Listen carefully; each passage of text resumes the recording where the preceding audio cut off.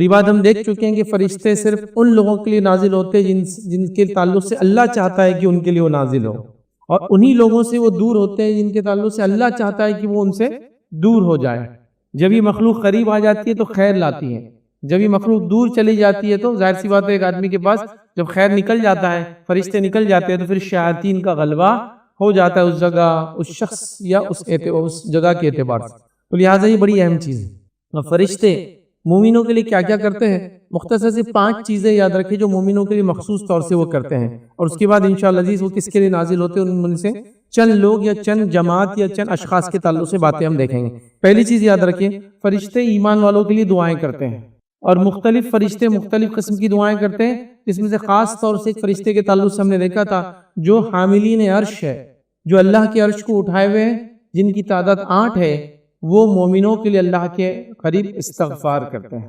اب ظاہر سی بات ہے اللہ رب العزت کے سب سے قریب لوگ ہیں، سب سے قریب مخلوق ہے، اور وہ اللہ سے مومنوں کے لیے استغفار کرتی ہے، تو ان کا استغفار بڑا فائدہ مند ہوتا ہے، یاد رکھیں، ٹھیک ہے؟ تو استغفار کرتے ہیں۔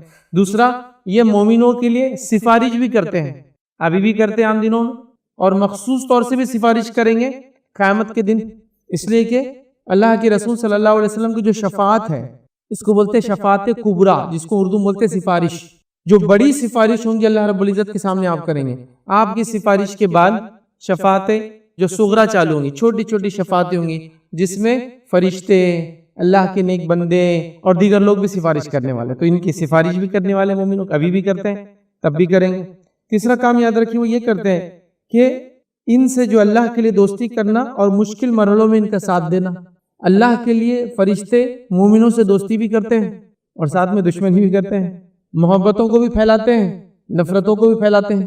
وہ مشہور حدیث ہے جس میں اللہ کے رسول صلی اللہ علیہ وسلم فرماتے ہیں اللہ رب العزت جب کسی بندے کو پسند کرتا ہے، چاہتا ہے، محبت کرتا ہے، تو جبرائیل علیہ السلام کو بلاتا ہے اور کہتا ہے جبرائیل میں اس سے محبت کرتا ہوں لہٰذا تم اس سے محبت کرو۔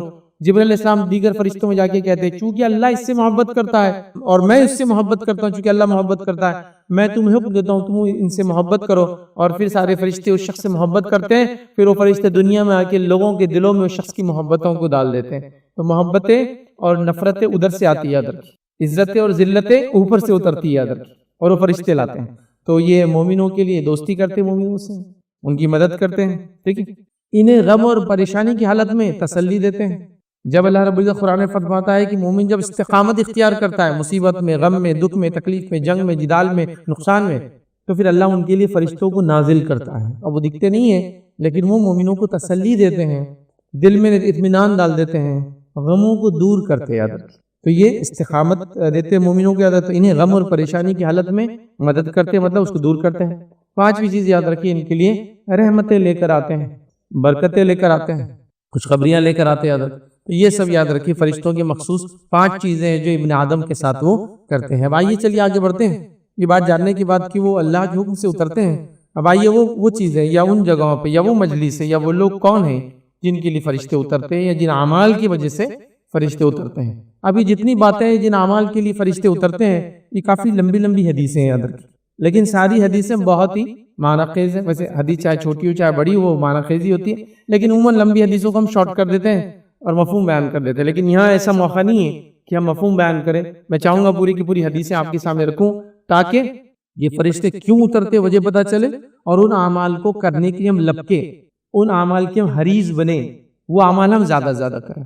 تو آئیے ایک جو پہلی روایت میں آپ کے سامنے رکھوں گا، اللہ کے فرشتے ان مجلسوں کو گھیر لیتے ہیں جن مجلسوں میں، جن جگہوں پہ اللہ کا ذکر ہوتا ہے۔ اللہ کے ذکر سے مراد تلاوت قرآن، اللہ کے ذکر سے مراد مخصوص اذکار اور وظائف جو ثابت ہیں، اللہ کے ذکر سے مراد اس کے دین کے تعلق سے بات کا بیان کیا جانا، جہاں بھی یہ ہوتا ہے یہ فرشتے وہاں نازل ہو جاتے ہیں۔ تو لہٰذا ایسی مجلسوں میں، ایسی جگہوں پہ، ایسے لوگوں کے ساتھ ہم نے ایسے عمل کرنے چاہیے تاکہ فرشتے جمع ہوں، اور یہاں جو مخصوص طور سے فرشتے نازل ہوتے ہیں، خاص طور سے یہ جو روایت، یہ جو پوائنٹ ہے میرا پہلا کہ اللہ کا ذکر جن مجلسوں میں ہوتا ہے، یہاں ایک فرشتہ، 2 فرشتے نہیں، فرشتے ہجوم در ہجوم، صف در صف، طبقہ در طبقہ نازل ہوتے ہیں، اتنے ہوتے ہیں کہ مجلس جہاں ہوتی وہاں سے لے کر تو پہلے آسمان تک اپنے پروں سے اس مجلس کو گھیر لیتے ہیں، مطلب چوک در جوک انلیمیٹڈ فرشتے آ جاتے ہیں۔ تو گویا ظاہر سی بات ہے اللہ کا ذکر بڑا افضل عمل ہے کہ اتنے فرشتے کہ مسجد جہاں سے چل رہی وہاں سے پہلے آسمان تک. پہلا آسمان کائنات کے بعد ہے، یاد رکھیے ہمارے. ابھی ہم جس کائنات کو دیکھ پاتے ہیں وہ 300 بلین نوری سال 300 بلین لائٹ ایئرز تک ابھی دیکھ پاتے ہیں. اس کے بعد بھی ابھی کائنات ہے. پہلا آسمان تو اس کے بعد ہے، پھر اس کے بعد دوسرا آسمان، پھر تیسرا، ایسا ہے. وہاں تک گھیر لیتے ہیں. بھائی وہ کیا عمل ہے؟ وہ ہے اللہ کا ذکر، جس کو ہم معمولی سمجھتے ہیں. اللہ کا ذکر جس کو زبان پہ لانا ذرا ہمارے لیے مشکل ہو جاتا ہے. اللہ کے ذکر میں چھوٹے چھوٹے کلمے سے لے کر بڑی سے بڑی چیزیں شامل ہیں جو ثابت ہے. یاد رکھ، چھوٹے کلمات کے اندر سبحان اللہ، الحمدللہ، اللہ اکبر ہے نا، اللہ کا سلام کرنا، چھوٹے چھوٹے اذکار ہے. پھر اس کے اذکار اور وظائف ہے. اور یہاں مجلس کے تعلق سے جہاں لوگ جمع ہوتے ہیں، چونکہ یہ مجلس میں لوگ جمع ہوتے ہیں اور فرشتے نازل ہوتے، اللہ کو اتنی پسند ہے کہ پہلے آسمان تک فرشتے چلے جاتے ہیں. صرف چلے نہیں جاتے ہیں، یہاں ایک بہت بڑا ریوارڈ اور بدلہ بھی ملتا ہے اس کے بعد. وہ کیا ہے؟ پوری حدیث رکھ کر آپ کو سناتا ہوں. حدیث صحیح بخاری کی ہے. نبی اکرم صلی اللہ علیہ وسلم فرماتے اور کہتے ہیں کہ اللہ کے رسول صلی اللہ علیہ وسلم فرماتے اور کہتے ہیں کہ اللہ کے کچھ فرشتے ایسے ہیں جو راستوں میں پھرتے ہیں اور اللہ کی یاد کرنے والوں کو تلاش کرتے ہیں. راستوں میں پھرتے ہیں، ہر جگہ موجود ہے، مطلب وہ ابھی بھی موجود ہیں، ہم کو بھی سن رہے ہیں، تو پھرتے رہتے ہیں. ٹھیک ہے، اور راستوں میں پھرتے رہتے ہیں اور اللہ کی یاد کرنے والوں کو تلاش کرتے ہیں. اب یاد مجلس میں ہو رہی ہے، گروپ میں ہو رہی ہے، انڈیویجول ہو رہی ہے، اس کو تلاش کر رہے ہیں وہ لوگ. ٹھیک، پھر اللہ کے رسول صلی اللہ علیہ وسلم فرماتے ہیں تلاش کرتے ہیں. پھر جہاں وہ کچھ ایسے لوگوں کو پاتے ہیں جو اللہ کا ذکر کرتے ہیں تو ایک دوسرے کو آواز دیتے ہیں، آؤ ہمارا مطلب حاصل ہو گیا ہے. تو جب وہ دیکھ لیتے کسی مجلس کو جہاں اللہ کا ذکر ہو رہا ہے تو فوراً ایک دوسرے کو آواز دے کر کہتے ہیں آ جاؤ ہمارا مطلب حاصل ہو گیا. مطلب جس کام کے لیے نکلے تھے کہ اللہ کے ذکر کرنے والے بندوں کو ڈھونڈیں گے، مل گئے ہو، پھر وہ دوسرے بھی جمع ہونا چالو ہو جاتے ہیں. ٹھیک ہے، پھر وہ پہلے آسمان تک اپنے پروں سے اوپر جو ایک منڈپ جیسا بنا دیتے ہیں اور جو جمع ہوتے ہیں اتنے جمع ہوتے ہیں کہ وہ مجلس جہاں ذکر ہو اللہ کا وہاں سے لے کر تو پہلے آسمان تک اس مجلس کو گھیر لیتے ہیں. تو اللہ کا ذکر بہت بابرکت چیز ہے، یاد رکھیں. ٹھیک ہے، پھر جو ہے ختم پر اپنے رب کی طرف چلے جاتے ہیں. جب وہ مجلس ختم ہو جاتی ہے تو وہ نکل کر اپنے رب کی طرف چلے جاتے ہیں، اللہ تعالیٰ کی طرف چلے جاتے ہیں. پھر آگے اللہ کے رسول فرماتے ہیں پھر ان کا رب ان سے پوچھتا ہے، حالانکہ وہ اپنے بندوں کے متعلق سب جانتا ہے. تو اللہ رب العزت ان سے سوال کرتا ہے، حالانکہ اس کو سوال کرنے کی ضرورت نہیں، سب جانتا ہے اپنے بندوں کے بارے میں، وہ تو دل کا حال جانتا ہے. لیکن پھر بھی اللہ کا یہ سنت و طریقہ ہے. اللہ تو جانتا ہے انسان کیا عمل کر رہے ہیں، پھر ہی فرشتے لکھتے ہیں نا ہمارے ریکارڈ کے لیے. اللہ سب جانتا ہے، پھر بھی وہ فرشتوں سے پوچھتا ہے. کیا پوچھتا ہے سنیے. حالانکہ وہ بندوں کے متعلق خوب جانتا ہے کہ میرے بندے کیا کہتے تھے، تم جب گئے اور جس مسجد سے تم آ رہے ہو میرے بندے کیا کہہ رہے تھے. مطلب اللہ کا ذکر تو کر رہے تھے لیکن کیا مانگ رہے تھے، کیا کہہ رہے تھے، کیا طلب بھی کر رہے تھے ساتھ میں. تو جو ہے حالانکہ وہ خوب جانتا ہے میرے بندے کیا کہتے تھے. وہ جواب دیتے ہیں کہ وہ تیری تسبیح پڑھتے تھے، تیری کبریائی بیان کرتے تھے. سبحان اللہ، اللہ اکبر، کبریائی بیان کرتے تھے. ٹھیک ہے، الحمدللہ، سبحان اللہ، وہی بڑے افضل کلمات، تو کبریائی بیان کر رہے تھے، تیری تسبیح حمد و ثنا بیان کر رہے تھے، تیری حمد کر رہے تھے اور تیری بڑائی بیان کر رہے تھے.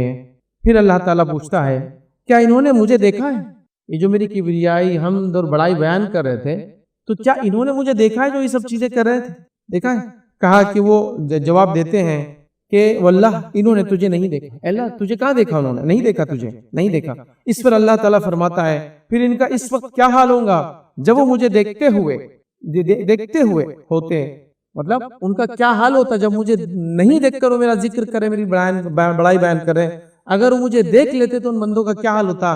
فرشتے جواب دیتے تو وہ جواب دیتے ہیں کہ وہ تیرا دیدار جو ہے کرتے، تو جواب دیتے وہ تیرا دیدار کرتے، تیری عبادت بہت زیادہ کرتے. پھر مطلب ابھی تجھے بغیر دیکھے اتنی عبادتیں کر رہے ہیں، اگر وہ تیرا دیدار کرتے تو بہت زیادہ تیری عبادت کرتے اور بھی بہت زیادہ کرتے، تیری بڑائی سب سے زیادہ بیان کرتے، تیری تسبیح سب سے زیادہ کرتے. پھر اللہ تعالیٰ دریافت کرتا ہے پھر وہ مجھ سے کیا مانگتے تھے. مطلب مجھے دیکھتے تو اور کرتے، اب مجھ سے کیا مانگ رہے تھے. وہ لوگ مانگتے ہیں، فرشتے کہتے ہیں وہ جنت مانگتے ہیں. ٹھیک، بیان کیا کہ اللہ تعالیٰ دریافت کرتا ہے ان کا اس وقت کیا عالم ہوگا کہ اگر انہوں نے جنت کو دیکھا ہوتا. یہ جنت مانگ رہے ہیں، بغیر دیکھے مانگ رہے ہیں، لیکن ان کا کیا ہوتا اگر وہ جنت کو دیکھ لیتے ہیں، پھر کیا کرتے ہیں. ٹھیک ہے، فرشتے جواب دیتے ہیں کہ اگر انہوں نے جنت کو دیکھا ہوتا تو اس سے اور بھی زیادہ خواہشمند ہوتے اور زیادہ طلب کرتے تو اس سے جنت خواہشمند ہوتے. ٹھیک ہے، ہوتے سب سے بڑھ کر اس کا طلبگار ہوتے. مطلب سب سے زیادہ اگر کوئی چیز چاہتے تو تجھ سے جنت ہی چاہتے اگر دیکھ لیتے. پھر آگے اللہ فرماتا کہتا ہے پھر اللہ تعالیٰ پوچھتا ہے کہ وہ کس چیز سے پناہ مانگتے ہیں. جب وہ تذکرہ کر رہے تھے، میرا ذکر کی مجلس تھی، تو کس چیز سے پناہ مانگ رہے تھے وہ؟ تو فرشتے کہتے ہیں، جواب دیتے ہیں، وہ دوزخ سے، جہنم سے پناہ مانگ رہے تھے. اللہ تعالیٰ پوچھتا ہے کیا انہوں نے جہنم کو کبھی دیکھا ہے؟ وہ جواب دیتے ہیں نہیں اللہ، انہوں نے جہنم کو نہیں دیکھا. اللہ تعالیٰ فرماتا ہے پھر اگر انہوں نے اسے دیکھا ہوتا تو ان کا کیا حال ہوتا؟ تو وہ جواب دیتے ہیں کہ اگر انہوں نے اسے دیکھا ہوتا تو اس سے بچنے کے لیے سب سے زیادہ جو ہے بچنے کے لیے بچتے اور سب سے زیادہ اس سے بچنے کے لیے وہ آگے بڑھتے. مطلب ابھی بغیر دیکھے وہ تجھ سے آنکھ سے پناہ مانگتے ہیں، دیکھ لیتے تو اور زیادہ تجھ سے پناہ مانگتے ہیں، سب سے زیادہ آگے ہوتے اور سب سے زیادہ خوف کھاتے. مطلب سب سے زیادہ جو چیز طلب کرتے وہ جنت ہے، اور سب سے زیادہ خوف جس چیز سے کھاتے ہو جہنم ہو جاتی ہے اگر وہ دیکھ لیتے ہیں. پھر آگے اللہ تعالیٰ فرماتا ہے، اس پر اللہ تعالیٰ فرماتا ہے کہ میں تمہیں گواہ بناتا ہوں کہ میں نے ان کی مغفرت کی. اے فرشتوں تم گواہ رہنا، میں نے اپنے بندوں کی مغفرت کی. نبی اکرم صلی اللہ علیہ وسلم فرمایا کہ اس پر ان میں سے ایک فرشتے نے کہا، جو فرشتے موجود تھے مطلب کئی تھے نا، اس میں سے ایک فرشتہ کہتا ہے، فرشتے نے کہا کہ ان میں فلاں بھی تھا جو ذاکرین میں سے نہیں تھا. مطلب ان میں ایک شخص تھا جو ذکر کرنے والوں میں نہیں تھا، وہ کسی کام کی وجہ سے آیا تھا وہاں. مطلب اس مجلس میں آ کے نہ شروع سے بیٹھا تھا نہ آخر تک بیٹھا تھا، نہ اس کا مقصد تھا مجلس میں آنا، بس وہ کسی کام سے آیا تھا. مثال کے طور پر مجلس چالو تھی تو بیچ میں آیا اپنے کام سے، تھوڑی دیر رکا اور چلا گیا. ٹھیک ہے، تو کسی ضرورت سے آ گیا تھا. وہ مجلس کا ذاکرین مطلب جو اللہ کا ذکر کرتے ان میں نہیں تھا، وہ کسی کام سے آیا تھا، آ گیا تھا. اللہ تعالیٰ ارشاد فرماتا ہے کہ ذاکرین وہ لوگ ہیں، مطلب جو اللہ کا ذکر کر رہے تھے، یاد رکھیے یہ وہ لوگ ہیں جن کی مجلس میں بیٹھنے والا بھی نامراد نہیں رہتا ہے. مطلب میں نے بخش دیا تو یہ بھی اس مغفرت میں شامل ہے جو صرف آیا تھا اپنے کام سے اور چلا گیا، انکلوڈ کر لو اس کو بھی اندر. چونکہ یہ جو مجلس ہے عام مجلس نہیں، جو اللہ کا ذکر کر رہے ہیں جو ہے تو وہ جو ہے نامراد نہیں رہتا، مطلب اس کی بھی مغفرت کر دی جائیں گی. تو ہم دیکھ رہے ہیں اس حدیث کے اندر جس مجلس کے لیے جن لوگوں کے لیے فرشتے نازل ہوتے ہیں ان کے اندر وہ لوگ جو اللہ کا ذکر کرتے ہیں. فرشتے صرف نازل نہیں ہوتے ہیں، جو وہ مانگ رہے تھے اللہ تعالیٰ اس وجہ سے ان کو عطا کر دیتا ہے. جس چیز سے بچنا چاہ رہے تھے اللہ تعالیٰ اس سے بچا لیتا ہے. اور اس مجلس کی فضیلت یہ ہے کہ اس مجلس میں صرف آ کر جانے والا بھی مغفرت کو حاصل کر لیتا ہے. تو اللہ کا ذکر اور اللہ کے نیک بندوں کی مجلسوں کی فضیلت پتہ چلتی ہیں. دو باتیں پتہ چلی، ایک تو اللہ کے ذکر کی فضیلت پتہ چلی، دوسرا اللہ کے نیک بندے جہاں جمع ہوتے ہیں وہاں ہمارے لیے بھی جمع ہونا بے حد ضروری ہے. چاہے ہمیں کوئی کام ہو یا نہ ہو، کبھی چلے جائے، اگر موقع مثال کے تو مصروفیت ہوتی وغیرہ چلے جایا کریں. یہ بہت بڑی بات ہے. اسی پر حدیث پر ایک واقعہ مجھے یاد آ رہا ہے. میرا ایک سفر ہوا تھا اور سفر میں جو ہے یو کے گیا تھا. تو اسکپٹن نامی ایک شہر تھا جہاں میرا ایک پروگرام تھا. اس پروگرام میں وہاں گیا تو وہاں جنرلی پروگرام 15 سے 20 منٹ کے ہوتے، اس سے بڑی کوئی تقریر وغیرہ نہیں ہوتی. بڑے سے بڑا اجتماع بس 15-20 منٹ تقریر، اس کے بعد ختم، وائنڈ اپ ہو جاتی چیز. تو وہاں گئے، مغرب کے بعد پروگرام تھا، میں نے پروگرام لیا اور اس پروگرام کے اندر ایک شخص میرے بالکل سامنے بیٹھا تھا جس کو دیکھ کر مجھے پورا یقین تھا کہ اس کو اردو نہیں آتی. میری تقریر اردو میں تھی اور اس کو اردو نہیں آتی، مطلب وہ انگریز تھا. جب پروگرام ختم ہو گیا تو میں نے کسی سے پوچھا کہ یہ صاحب جو بیٹھے تھے کیوں بیٹھے؟ تو کہا یہ ہماری مسجد کے مؤذن ہیں، 20 سال سے الحمدللہ مؤذنی کر رہے ہیں. 56 سال کی عمر میں انہوں نے اسلام قبول کیا تھا، ابھی 76 سال کی عمر میں 20 ایئر سے کر رہے. لیکن اس آدمی کو دیکھ کے مجھے بالکل لگا 40 سال کا آدمی ہوں گا، چونکہ بال بلونڈ تھے تو عمر بال سفید ہوتے ہی نہیں تو سمجھ میں نہیں آتی عمر. ہیلتھ وغیرہ اچھی تھی. تو پھر جب ان سے سوال کیا، میں اس سے سوال کیا، میں نے کہا اب اتنی دیر سے میری تقریر میں بیٹھے تھے، کیا سمجھا اور کیوں بیٹھے تھے؟ سبحان اللہ. اس نے کیا جواب دیا معلوم؟ میں اس تقریر میں صرف اس لیے بیٹھا تھا کہ اللہ کی رسول صلی اللہ علیہ وسلم کی جو حدیث ہے کہ اللہ کا ذکر جن مجلسوں میں ہوتا ہے تو اللہ تعالیٰ صرف اس میں آنے والے کو یوں ہی آنے والے کی مغفرت کر دیتا ہے. میں نے سوچا میرے صرف 15 to 20 منٹ جانے والے، لیکن شاید میں بھی مغفرت کا حصہ بن جاؤں. صرف اس خاطر بیٹھا تھا. تو نہ اس کو میری زبان سمجھی، نہ وہ درس کا کوئی اس کو حصہ سمجھا. اس نے صرف اس حدیث کی فضیلت حاصل کرنے کے لیے ایک غیر زبانی لیکچر میں بیٹھا اور اس کو سن کر اٹھا. تو اللہ کے ذکر کی مجلسیں، اس کی برکتیں ایسی ہے.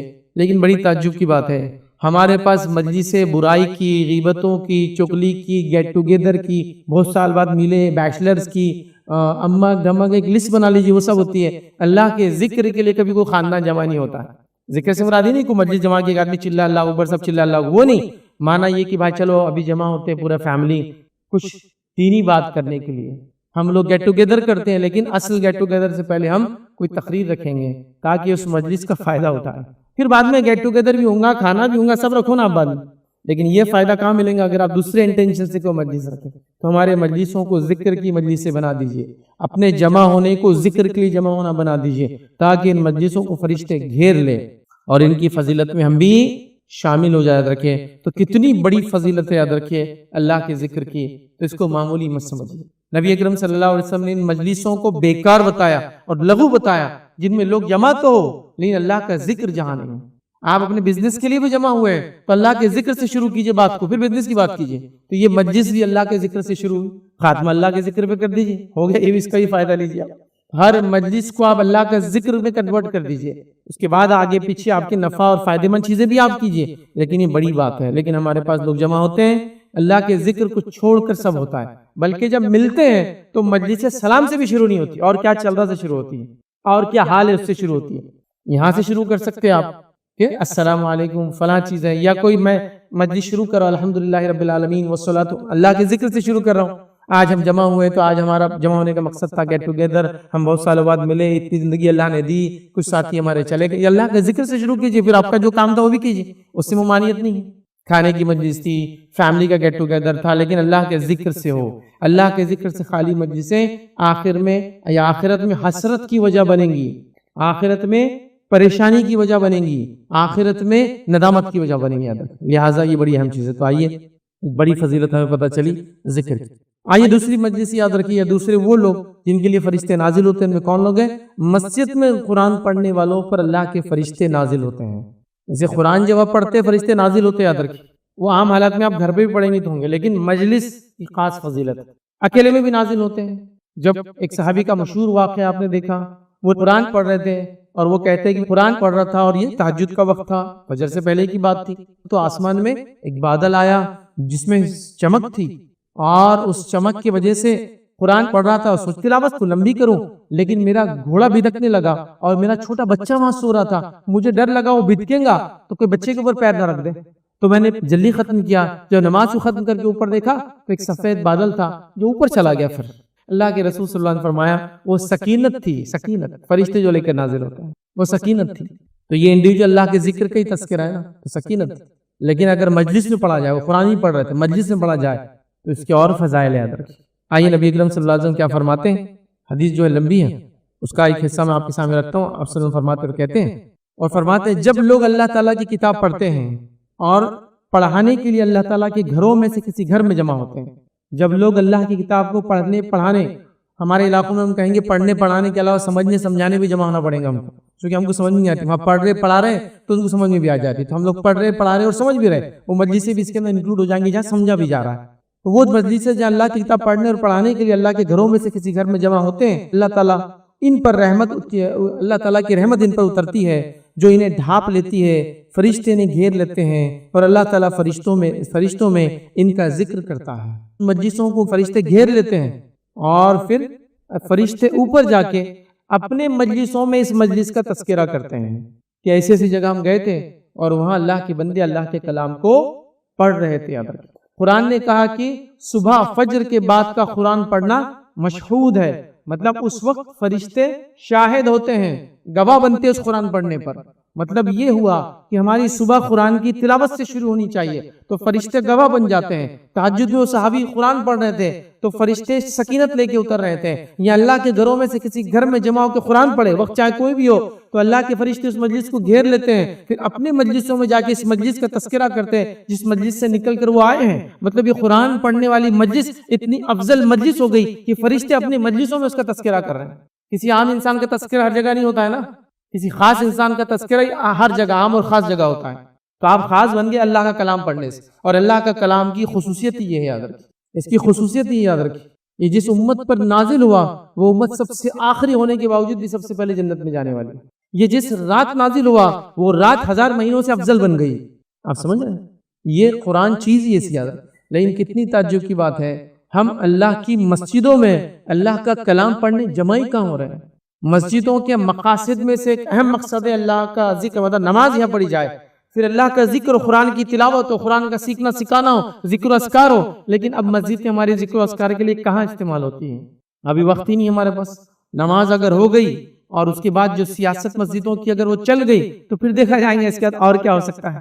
اور پھر مسجدوں کا حال بھی یہ کہ کھلتی ہے نماز سے اذان سے 5 منٹ پہلے اور بند ہو جاتی ہے. اگر لوگ عشاء میں آ جائے اور لمبی نمازیں پڑھ رہے پوری ختم کرے تو وہ مؤذن صاحب بولتے ہیں آپ جلدی نکلے تو اچھا ہے، بند کر کے جانا ہے. تو نہ وہ کھل رہی ہے نہ بند ہو رہی ہے اللہ کے ذکر کے لیے کہ لوگ کبھی بھی آئے، بند کر دی جا رہی ہے. نہیں بھائی فلاں مسئلہ ہے، فلاں مسئلہ ہے، فلاں مسئلہ ہے. ٹھیک ہے رات میں بند کرنا پڑ رہا ہے، حفاظتی مسئلہ ہے، سمجھ میں آ رہا ہے. دن بھر بھی بند ہے، طہارت خانے بند، مسجد بند، ہر چیز بند، نہیں کچھ نہیں. مسجد نماز ہوگی مطلب مسجد کا پرپز ہی ختم کر دیا ہم نے. مسجد اللہ کا گھر ہے اور نبی اکرم صلی اللہ علیہ وسلم کے زمانے میں مسجد کے ہر چیز کے لیے استعمال ہو رہی تھی، ہر چیز کے لیے دن رات کھلی تھی اور ہر چیز کے لیے استعمال، مطلب وہ سینٹر تھی پورے اس علاقے کے. ہر چیز اس وہاں سے طے ہوتی تھی کہ اب دین اور دنیا میں امت کہاں آگے بڑھیں گی. ابھی مسجد کی مرکزی حیثیت ہو چکی ہے. یاد رکھیں یہاں وہ سب کام نہیں ہوتے. یاد رکھیں نبی اکرم صلی اللہ علیہ وسلم کے زمانے کی مسجد لیکن ایسی تھی، اور جتنی مساجد اس زمانے میں تھی مسجد نبی کے علاوہ سب ایسی تھی. وہ ملٹیپل پرپس سرو کرتی تھی نماز کے علاوہ، اور وہ کمیونٹی سینٹر تھی وہ لوگوں کے لیے کہ لوگوں کے دین اور دنیا کے سارے مسائل وہاں حل ہوتے تھے. بہرحال وہ جب کھلی تھی تو لوگ آ رہے ہیں، قرآن بھی پڑھ رہے ہیں، تلاوت ہو رہی وغیرہ ہو رہی. تو مسجدوں کو یاد رکھیے آنا، اس میں مخصوص تلاوت کرنا، اس کی فضیلت یہ کہ فرشتے اس کو گھیر لیتے ہیں. ویسے انفرادی طور سے کرے بھی تو میں نے رکھ دیا، فرشتے اس مجلس کو گھیر لیتے ہیں، لیکن قرآن خاص طور سے اگر یہ کریں گے تو اس کے بڑے فائدے ہیں. تو قرآن سے اپنا رابطہ ہم قائم کریں. ہمارے گھروں میں فجر میں قرآن پڑھا جائے. ہم مسجدوں میں جب بھی آئے تھوڑا وقت نکال کے قرآن پڑھنے کی جو کوشش کریں. ہم گھروں میں جہاں رہتے ہر جگہ قرآن کی تلاوت ہو، بلکہ دن کی ابتدا قرآن کی تلاوت سے ہونی چاہیے. لیکن افسوس ساتھ کہہ رہا ہوں، ویسے تو بات قرآن کی تلاوت کی اور فرشتوں کی نازل ہونے کی ہو رہی ہے، لیکن جب فجر ہی نہ ہو گھر کے اندر تو کیا تلاوت قرآن ہوں گی صبح، اور کیا وہ صبح ہوں گی، اور کیا دن کا معاملہ ہوگا. بہت تعجب کی چیز ہے. بہرحال آگے بڑھتے ہیں. تیسری چیز یاد رکھیے، جب فرشتے نازل ہوتے کن لوگوں کی نازل ہوتے یاد رکھیے.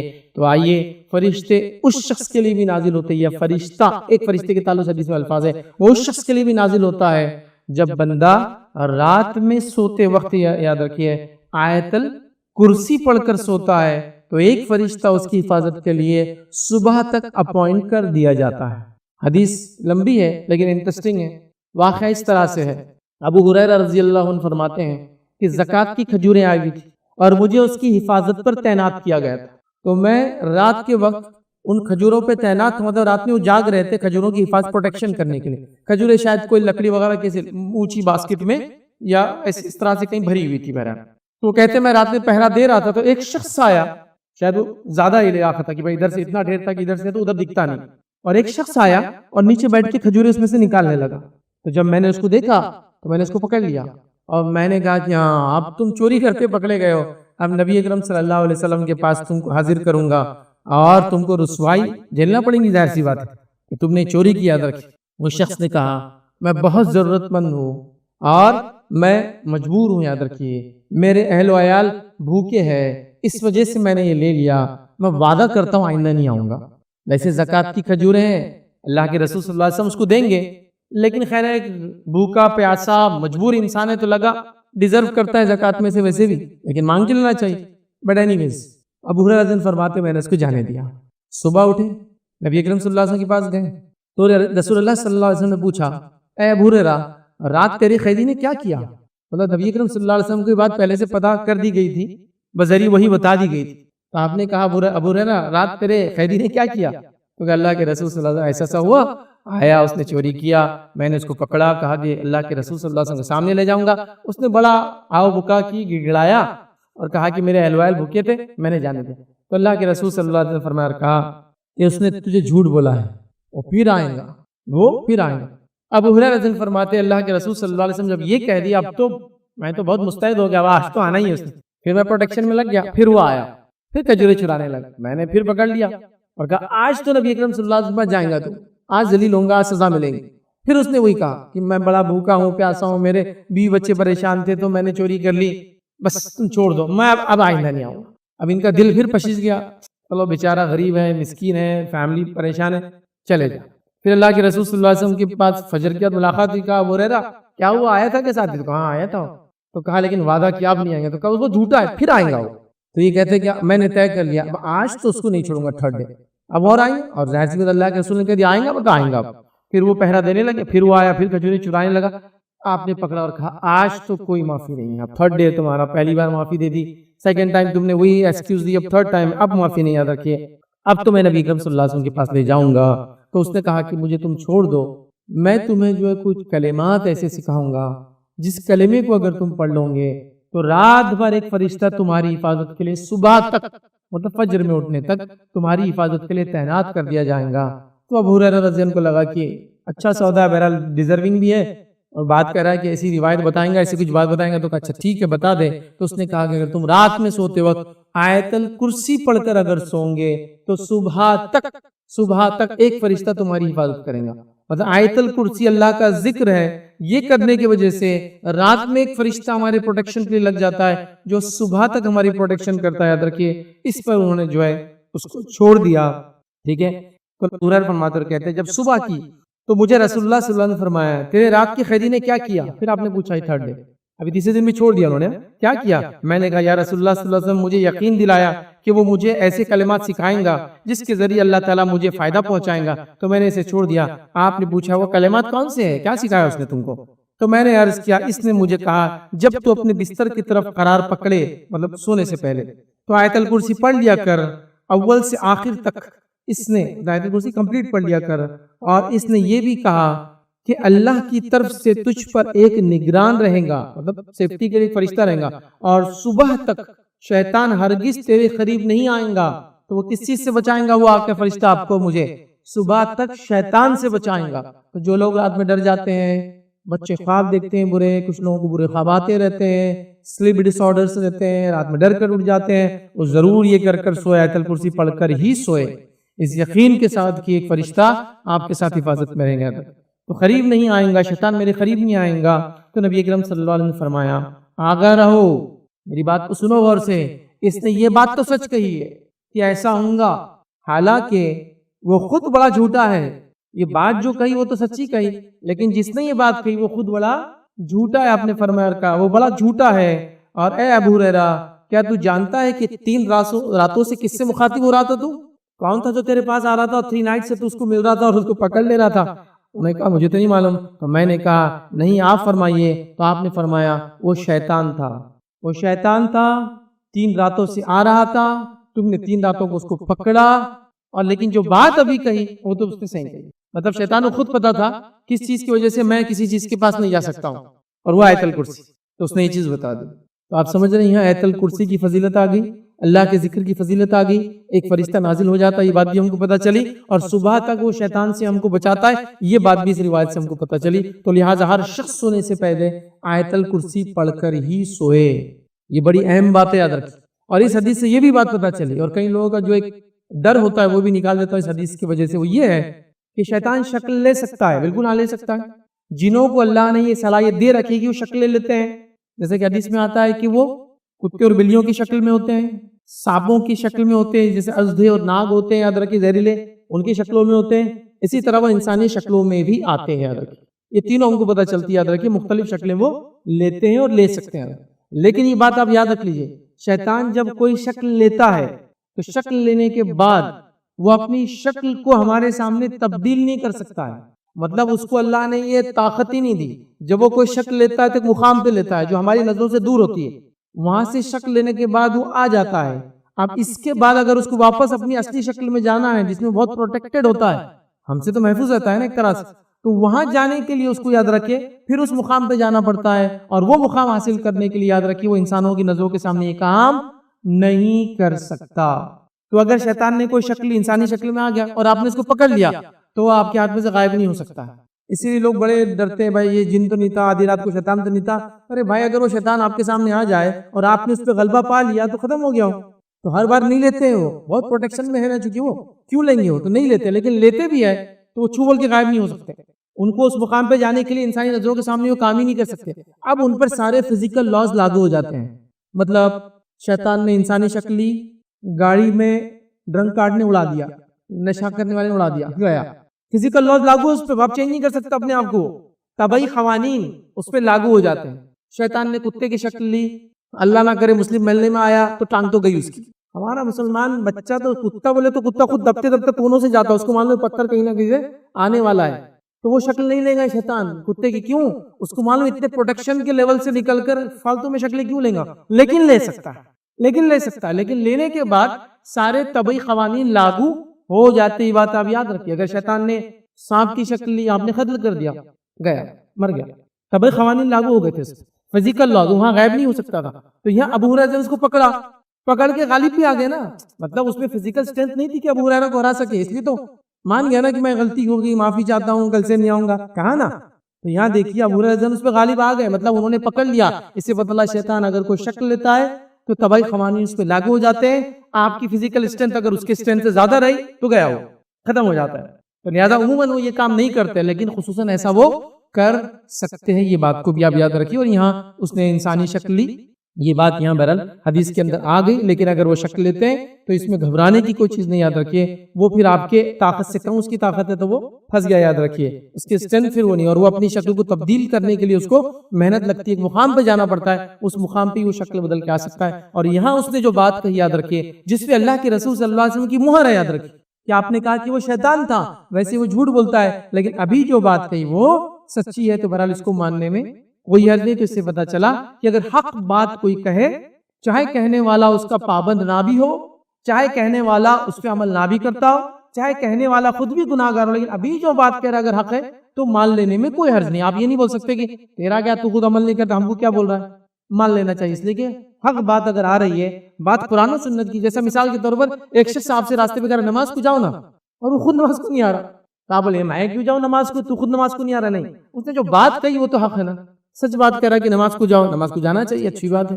لیکن آپ بھی بول سکتے بھائی صاحب آپ بھی تو چلیے، ہاں میں ٹھیک ہے انشاءاللہ آتا ہوں وغیرہ. لیکن اسے ابھی جو بات کہی، بات تو اس کی صحیح ہے، ماننے میں کوئی حرج نہیں. اس لیے کہ وہ بات صحیح کہہ رہا تھا. اس بات سے ایک اصول بھی پتہ چلا کہ اگر حق بات کوئی کہہ رہا ہے، یاد رکھیے، تو اس بات کو لینے میں کوئی حرج نہیں، حالانکہ بولنے والا خود اس کا حامل نہیں ہوں گا یا اس سے عمل نہیں کرتا ہوں. جیسے کوئی نان مسلم آپ سے کبھی کہہ دے بھائی تو مسلمان ہے، نماز کیوں نہیں پڑھتے، آپ یہ تو نہیں بول سکتے تیرے کو کیا کرنا ہے، تیرے مذہب کا تو دیکھنا. بات تو صحیح کر رہا ہے کہ میں نے نماز پڑھنا چاہیے ایز اے مسلم، ماننے میں کوئی حرج نہیں، چونکہ وہ بات حق کی کہہ رہا ہے، صحیح بات کہہ رہا ہے. تو کس سے یہ بات بھی ایک پتہ چل. یاد رکھے. تو انشاءاللہ اسی بھی ہم بات کو ختم کریں گے. اگلی بار ہم کچھ اور مجلس سے اور لوگ اور واقعات دیکھیں گے جس میں فرشتے جن لوگوں کے لیے اترے ہیں اور ان کا اترنا ہمارے لیے خیر کا باعث ہوتا ہے. یہ باتیں ہم جانتے ہیں، اور یہ اللہ کے حکم سے ہی اترتے ہیں. اللہ کے حکم کے بغیر فرشتے اترتے نہیں ہیں. تو لہٰذا ہمیں کوشش کرنا چاہیے ان تمام اعمال کو ہم اپنے گلے سے لگائیں. تو آج ہم نے 2-3 اعمال دیکھے، جس میں سے پہلا ہم نے دیکھا ذکر کی مجلس سے ہم جمائیں، دوسرا عمل ہم نے دیکھا تلاوت قرآن مسجد میں ہم کریں، تیسرا ہم نے دیکھا یاد رکھیے آیت الکرسی پڑھ کر سونے سے فرشتہ نازل ہوتا ہے اور ہماری حفاظت بھی کرتا ہے. اسی پہ اپنی بات کو ہم ختم کریں گے. اللہ رب العزت سے دعا ہے کہ اللہ سبحانہ تعالیٰ ہر اس اعمال کی ہمیں توفیق دے جن اعمال کے ذریعے وہ راضی ہوتا ہے، اور اس ہر عمل سے ہماری حفاظت کرے یا اس سے دور رکھے.